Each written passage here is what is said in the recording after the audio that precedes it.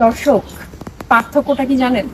মানে megastar Shakib Khan USA আমেরিকাতে এসছেন তার লেজার একটা সময় কাটানোর জন্য, অবসর সময়টাকে উপভোগ করার জন্য, এবং কিছু অবশ্যই গুরুত্বপূর্ণ কাজ নিয়েও তিনি এসছেন, সেগুলো তিনি করছেন। যেরকম থাকে, তিনি সবসময় তার মধ্যেই ব্যস্ত থাকতে পছন্দ করেন। কি করে তিনি তার নেক্সট প্রজেক্ট আরো সুন্দর করে করতে যাবেন, বা প্রজেক্টের প্ল্যানিং গুলো তিনি ঠান্ডা মস্তিষ্কে প্রকৃতির সাথে মিশে করতে চান। এই কারণেই কিন্তু তিনি আসেন এখানটাতে।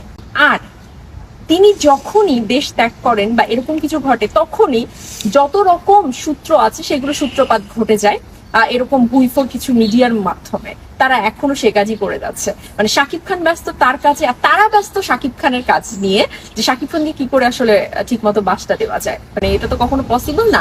আপনারা শুধুমাত্র ওই পিছনে পিছনে ওই কাজগুলো করতেই থাকবেন। এটাই অ্যাকচুয়ালি আপনাদের সত্যিকার চরিত্র, এটাই আপনাদের চরিত্র। নিজেদের আয়নায় গিয়ে এই চরিত্রটাই মনে হয় দেখেন যে কাঠি কি করে করা যায়, ভালো হয়ে যান, বুঝলেন?